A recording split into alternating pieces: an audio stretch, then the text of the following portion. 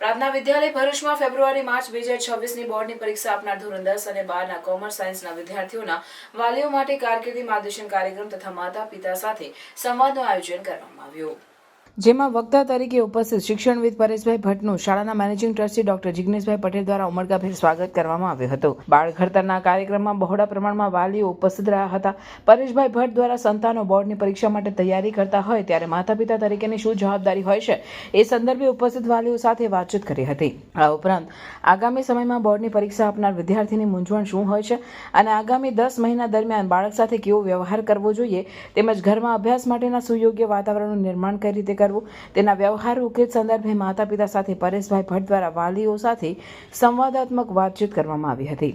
બાળકોને પોતાના રસ અને રુચિ પ્રમાણે અથાગ પરિશ્રમ વડે કારકિર્દીનું સુયોગ્ય ઘડતર કરવા ખાસ અનુરોધ કર્યો હતો। ઉપસ્થિત વાલીઓએ બાળકોના અભ્યાસ સંદર્ભે પોતાને મૂંઝવતા પ્રશ્નો પરેશભાઈ ભટ્ટ સમક્ષ રજૂ કર્યા હતા। રજૂ થયેલા પ્રશ્નોના પરેશભાઈ ભટ્ટ દ્વારા માહિતીસભર જવાબ આપવામાં આવ્યા હતા। બીજું હોમવર્ક છે। માની લો તમારો કોઈ દીકરો છે, રાતના સમયે 2 વાગે વાંચે છે, એવો તમારો વેમ છે, એ 2 વાગે વાંચતો નથી, ઓચિંતાના તમે એનું બારણું ઓપન કરો છો રૂમનું, અને દીકરો પોતાના રૂમની અંદર ગર્લફ્રેન્ડ સાથે ચેટિંગ કરે છે, ના કોઈ કોણ વેબસાઇટ જોઈ રહ્યો છે, તમે એને રંગે હાથ પકડી લીધો, હવે એને સજા કરવાની છે। સજા કેમ કરશો? મમ્મી પપ્પા રાત દી મહેનત કરે અને ઓલો રાત્રે 2 વાગે હાઈ જાનું કરતો હોય તો ગુસ્સો તો આવે, આપણને આવે, ચોખ્ખી વાત છે ને, પણ એને સજા કેમ કરશો? આ બીજો પ્રશ્ન હોમવર્ક છે, છેલ્લે યાદ કરાવજો મને, સર તમે મને યાદ કરાવજો, હું ભૂલી જઈશ, યાદ રાખીએ। અને છેલ્લે તમારે તમારા બાળકને કોઈ ગિફ્ટ આપવી હોય તો આ આવનારા સમયની અંદર શું ગિફ્ટ આપી શકો? હવેથી હાથીના જીવનનો એક જ માત્ર ઉદ્દેશ હતો કે મારે મારા બાળકને ઝાડ પર ચડાવવો।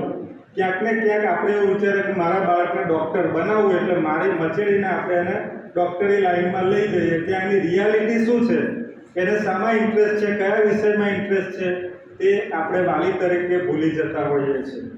કેટલાક વર્ષો વીતી ગયા અને ત્યાર પછી અંતિમ પરિણામ આવ્યું ત્યારે હાથી, ઊંટ, જીરાફ બધા નિષ્ફળ ગયા। વાંદરાનો બાળક જે હતો તે પહેલા નંબરે આવે છે। પ્રિન્સિપાલે સ્ટેજ પર બોલાવીને મેડલ આપ્યો અને વાંદરાએ તો ઉછળીને એનો આનંદ વ્યક્ત કર્યો, કારણ કે બેઝિકલી તો એનો ધંધો જ ઉછળવાનો, કે એની પ્રકૃતિ ઉછળવાની છે, એટલે એણે તો બહુ આનંદ કર્યો।